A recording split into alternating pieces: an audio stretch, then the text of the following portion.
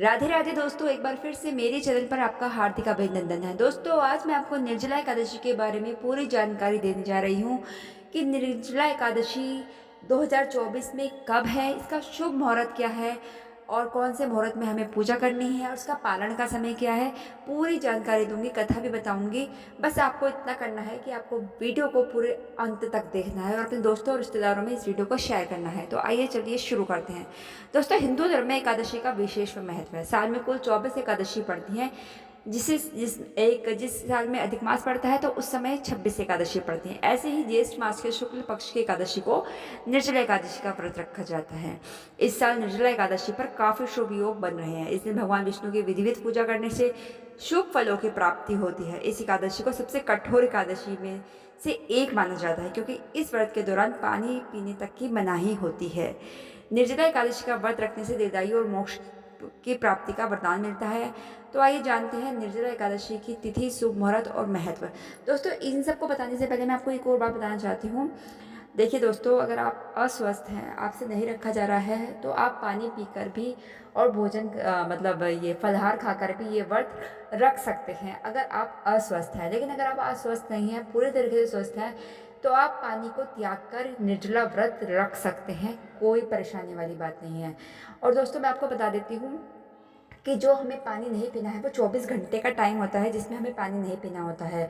और ये 24 घंटे शुरू होते हैं निर्जला एकादशी वाले दिन से। सुबह 3 से 4:30 के बीच में आप पानी पी सकते हैं और 4:30 बजे के बाद आपको पानी नहीं पीना है अगले दिन तक का। तो ये इसका नियम होता है दोस्तों।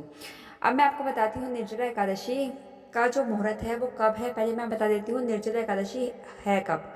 पंचांग के अनुसार ज्येष्ठ मास के शुक्ल पक्ष की एकादशी तिथि 17 जून को सुबह 4:42 से आरंभ हो रही है, जो 18 जून को सुबह 6:23 पर समाप्त होगी। ऐसे में उदया तिथि के आधार पर निर्जला एकादशी व्रत 18 जून को रखा जाएगा। तो दोस्तों, निर्जला एकादशी का जो व्रत रख रहे हैं आप, वो 18 जून को रख रहे हैं, उसी में अति उत्तम होगी। अब मैं आपको बता देती हूँ कि इसका पारण का समय क्या होगा। पारण जो होता है वो द्वादशी तिथि के दिन किया जाता है और इस दिन आपको कुछ अनाज दान करके आप इसका पारण करते हैं। तो इस साल निर्जला एकादशी के पारण का समय होगा वो 19 जून को सुबह 6:15 से 19 जून को सुबह 6:15 से 8:10 तक का समय होगा। इस बीच में आप अपना व्रत तोड़ सकते हैं कुछ दान देकर। अब मैं बताती हूँ निर्जला एकादशी की पूजा विधि क्या है। इस दिन सुबह उठकर स्नान आदि करने के बाद भगवान विष्णु को मनन करते हुए व्रत का संकल्प लें। इसके बाद विष्णु जी की पूजा करें। इस दौरान उन्हें फूल माला, पीला चंदन, पीले फूल, पीले फल आदि सब चढ़ाना है आपको। अक्षत भोग लगाने के साथ विष्णु मंत्र, विष्णु चालीसा, एकादशी व्रत कथा का पाठ करें और फिर जब ये सब हो जाए तो आरती करें। हो सके तो विष्णु जी के जितने भी मंत्र हैं उनमें से कुछ मंत्र हैं जिसका आप जाप कर सकते हैं। सबसे छोटा मंत्र है ओम नमो भगवते वासुदेवाय। इस मंत्र का आप आराम से जाप कर सकते हैं। 1 माला, 2 माला, माला में नहीं करना है तो आप ऐसे 108 बार उंगली में करके कर सकते हैं। दोस्तों, निर्जला एकादशी के महत्व के बारे में बताऊंगी।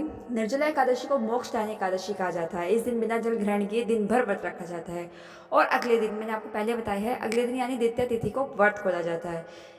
इससे सबसे कठोर एकादशियों में से एक माना जाता है। इस एकादशी को भीमसेनी पांडव एकादशी के नाम से भी जाना जाता है। इसके साथ ही पूरी रात जाकर भगवान विष्णु से संबंधित भजन कीर्तन करते हैं। इसके साथ ही गरीबों और ज़रूरतमंदों को कपड़े, खाना, पानी, वस्त्र आदि का दान करने का भी इसमें नियम है। तो आपके सामर्थ्य के अनुसार आपसे जो हो सके, जो मन पड़ सके, आप ज़रूर कीजिएगा। आपके घर जो आए इसको ज़रूर पानी पिलाइएगा। वैसे तो पिलाइएगा, हर हमेशा ही पिलाइएगा। अगर आपके घर जो भी पानी पीने आए, गर्मी का मौसम है, अपना ध्यान रखिएगा। और चलिए, अब मैं आपको बता देती हूँ कुछ उपाय जो आप निर्जला एकादशी के दिन कर सकते हैं। दोस्तों, आप निर्जला एकादशी के दिन कुछ उपाय भी कर सकते हैं जिससे भगवान विष्णु और माता लक्ष्मी जी बहुत प्रसन्न होती हैं और मन वांछित फल देती हैं। तो चलिए आइए मैं बताती हूँ कि आप निर्जला एकादशी के दिन कौन कौन से उपाय कर सकते हैं। दोस्तों, अगर आपकी कुंडली में पितृ दोष है तो उससे मुक्ति पाने के लिए जल का दान करना बहुत शुभ माना जाता है। इससे व्यक्ति को शुभ फलों की प्राप्ति हो सकती है। इस दिन पानी, शरबत, पीले वस्त्र और चप्पल का दान करना बहुत ज़्यादा शुभ माना जाता है। निर्जला एकादशी के दिन तुलसी के पौधे के पास घी का दीपक जलाएं और 11 बार परिक्रमा करें। इससे सुख समृद्धि की प्राप्ति हो सकती है। इस दिन अगर आप व्रत कर रहे हैं तो भगवान विष्णु के मंत्रों का जाप करने से लाभ हो सकता है। पूजा करते समय ओम नमो भगवते वासुदेवाय मंत्र का जाप अवश्य करें। निर्जला एकादशी के दिन गाय, कुत्ते और कौवे को भोजन कराना उत्तम फलदायी साबित हो सकता है। तो दोस्तों ये सब बातें थी जो मैंने आपको बता दी कि आप क्या उपाय कर सकते हैं। अब मैं आपको बताती हूँ निर्जला एकादशी के दिन हमें क्या नहीं करना चाहिए, हमें किन चीज़ों से बचाव करना चाहिए। निर्जला एकादशी के दिन किसी भी व्यक्ति को अपशब्द बोलने से बचना चाहिए। हो सके तो आप मौन व्रत रख लीजिए, सबसे बेहतरीन तरीका।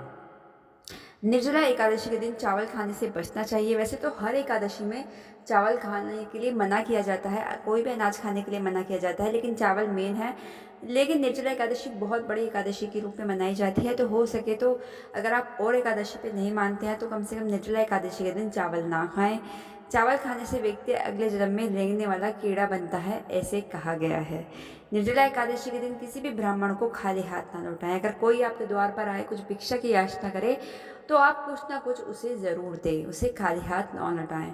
इस दिन व्रत वाले को दोपहर के समय सोना नहीं चाहिए। आप वो उठे, भजन करे, कीर्तन करे, ऐसा कर सकते हैं। निर्जला एकादशी के दिन कलह क्लेश से बचना चाहिए, वरना व्यक्ति परेशानी में पड़ सकता है। इस दिन तुलसी पौधे में जल नहीं डालना चाहिए, क्योंकि इस दिन माँ तुलसी भी व्रत रखती है। दोस्तों, अब आप कहेंगे इतनी गर्मी हो रही है और तुलसी में अगर हम तुलसी के पौधे में हम जल ना डालें तो वो थोड़ा सा मुरझा जाएगी।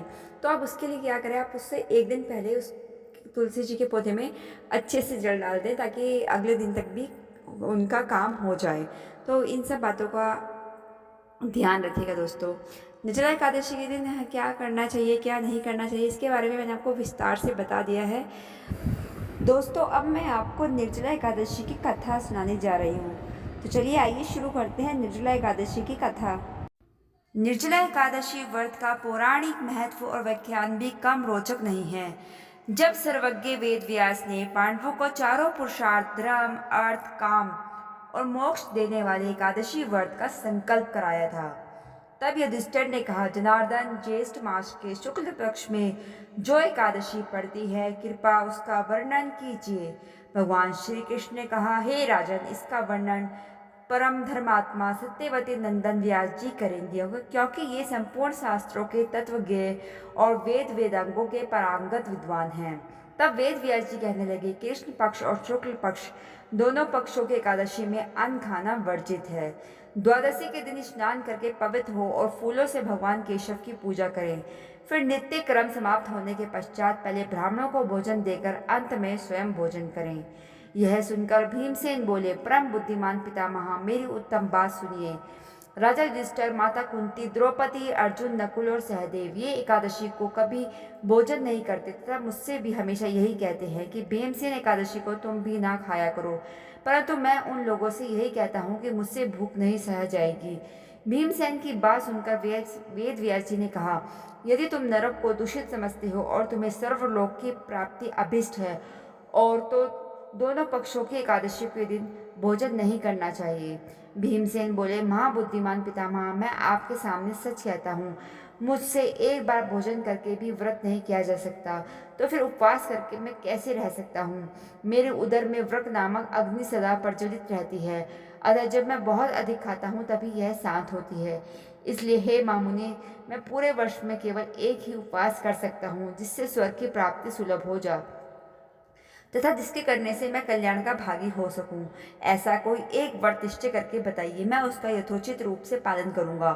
वेद व्यास जी ने कहा, भीम, ज्येष्ठ मास में सूर्य वृष राशि पर हो या मिथुन राशि पर शुक्ल पक्ष में जो एकादशी हो, उसका यत्न पूर्वक निर्जल व्रत करो। केवल कुल्ला या आचमन करने के लिए मुख में जल डाल सकते हो, उसको छोड़कर किसी प्रकार का जल विद्वान पुरुष मुख में न डाले, अन्यथा व्रत भंग हो जाएगा। एकादशी को सूर्योदय से लेकर दूसरे दिन के सूर्योदय तक मनुष्य जल का त्याग करे तो यह व्रत पूर्ण होता है। तदंतर द्वादशी को प्रभात काल में स्नान करके ब्राह्मणों को विधि पूर्वक जल और सुवर्ण का दान करें। इस प्रकार सब कार्य पूरा करके जितेंद्रिय पुरुष ब्राह्मण के साथ भोजन करें। वर्ष भर में जितनी एकादशियाँ होती हैं उन सबका फल निर्जला एकादशी के पालन मात्र से मनुष्य प्राप्त कर लेता है। इसमें तनिक भी कोई संदेह नहीं है। शंख चक्र और गदा धारण करने वाले भगवान केशव ने मुझसे कहा था कि यदि मानव सबको छोड़कर एकमात्र मेरी शरण में आ जाए, एकादशी को निराहार रहे, तो वह सब पापों से छूट जाता है। एकादशी व्रत करने वाले पुरुष के पास विशाल काय, विकराल आकृति और काले रंग वाले दंड, पाशधारी भयंकर यमदूत नहीं जाते। अंतकाल में पीताम्बरधारी, सौम्य स्वभाव वाले, हाथ में सुदर्शन धारण करने वाले और मन के समान वेगशाली विष्णुदूत आखिर इस वैष्णव पुरुष को भगवान विष्णु के धाम में ले जाते हैं। अतः निर्जला एकादशी को पूर्ण यत्न करके उपवास और श्री हरि का पूजन करो। स्त्री हो या पुरुष, यदि उसने मेरु पर्वत के बराबर भी महान पाप किया हो तो वह इस सब एकादशी व्रत के प्रभाव से भस्म हो जाता है। जो मनुष्य उस दिन जल के नियम का पालन करता है वह पुण्य का भागी होता है। उसे एक एक प्रहर में कोटि स्वर्ण मुद्रा दान करने का फल प्राप्त होता है। मनुष्य निर्जला एकादशी के दिन स्नान, दान, जप, होम आदि जो कुछ भी करता है वह सब अक्षय होता है। यह भगवान श्री कृष्ण का कथन है। निर्जला एकादशी को विधि पूर्वक उत्तम रीति से उपवास करके मानव वैष्णव पद को प्राप्त कर लेता है। जो मनुष्य एकादशी के दिन अन्न खाता है वह पाप का भोजन करता है। इस लोक में वह चांडाल के समान है और मरने पर दुर्गति को प्राप्त होता है। जो ज्येष्ठ के शुक्ल पक्ष में एकादशी को उपवास करके दान करेंगे वे परम पद को प्राप्त होंगे। जिन्होंने एकादशी को उपवास किया है वे ब्रह्म हत्यारे, शराबी, चोर और गुरुद्रोही होने पर भी सब पातकों से मुक्त हो जाते हैं। कुंती नंदन, निर्जला एकादशी के दिन श्रद्धालु स्त्री पुरुष के लिए जो विशेष दान और कर्तव्य विहित है उन्हें सुनो।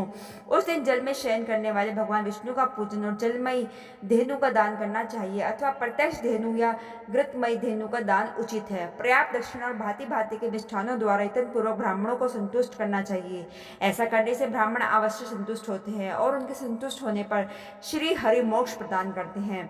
जिन्होंने शम, दम और दान में प्रवृत्त हो श्री हरि की पूजा और रात्रि में जागरण करते हुए इस निर्जला एकादशी का व्रत किया है, उन्होंने अपने साथ ही बीती हुई 100 पीढ़ियों को और आने वाली 100 पीढ़ियों को भगवान वासुदेव के परम धाम में पहुंचा दिया है। निर्जला एकादशी के दिन अन्न, वस्त्र, गौ, जल, सैया, सुंदर आसन, कमंडल तथा छाता दान करने चाहिए। जो श्रेष्ठ तथा सुपात्र ब्राह्मण को जूता दान करता है वह सोने के विमान पर बैठकर स्वर्गलोक में प्रतिष्ठित होता है। जो इस एकादशी के महिमा को भक्ति पूर्वक सुनता अथवा उसका वर्णन करता है वह सर्वलोक में जाता है। चतुर्दशी युक्त अमावस्या को सूर्य ग्रहण के समय श्राद्ध करके मनुष्य जिस फल को प्राप्त होता है वही फल इसके श्रवण से भी प्राप्त होता है। पहले दंत धावन करके यह नियम लेना चाहिए कि मैं भगवान केशव की प्रसन्नता के लिए एकादशी को निराहार रहकर आचमन के सिवा दूसरे जल का भी त्याग करूंगा। द्वादशी को देवेश्वर भगवान विष्णु का पूजन करना चाहिए। गंध, धूप, पुष्प और सुंदर वस्त्र से विधि पूर्वक पूजन करके जल के घड़े के दान का संकल्प करते हुए मंत्र पढ़ना चाहिए।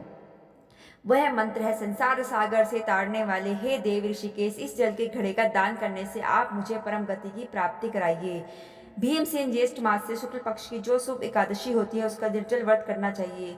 उस दिन श्रेष्ठ ब्राह्मणों को शक्कर के साथ जल के घड़े दान करने चाहिए। ऐसा करने से मनुष्य भगवान विष्णु के समीप पहुंचकर आनंद का अनुभव करता है। तत्पश्चात द्वादशी को ब्राह्मण भोजन कराने के बाद स्वयं भोजन करे। जो इस प्रकार पूर्ण रूप से पाप नाशनी एकादशी का व्रत करता है वह सब पापों से मुक्त हो आनंदमय पद को प्राप्त होता है। यह सुनकर भीमसेन ने भी इस शुभ एकादशी का व्रत आरंभ कर दिया था। तब से यह लोक में पांडव द्वादशी के नाम से विख्यात हुई। ज्येष्ठ शुक्ल पक्ष एकादशी के ही दिन भगवान श्री कृष्ण ने देवी रुक्मणी का हरण किया था, अतः यह एकादशी रुक्मणी हरण एकादशी के नाम से भी जानी जाती है। तो दोस्तों ये थी एकादशी की व्रत कथा। उम्मीद है आपको यह बहुत अच्छी लगी होगी। अगर आपको यह पूरी वीडियो अच्छी लगे तो आप इस वीडियो को ज़्यादा से ज़्यादा अपने दोस्तों रिश्तेदारों में शेयर करें और मेरे इस चैनल को सब्सक्राइब करना मत भूलिएगा और लाइक ज़रूर कीजिएगा। और अभी के अभी इस चैनल को लाइक, सब्सक्राइब और शेयर ज़रूर कीजिएगा। Thanks for watching. धन्यवाद। राधे राधे।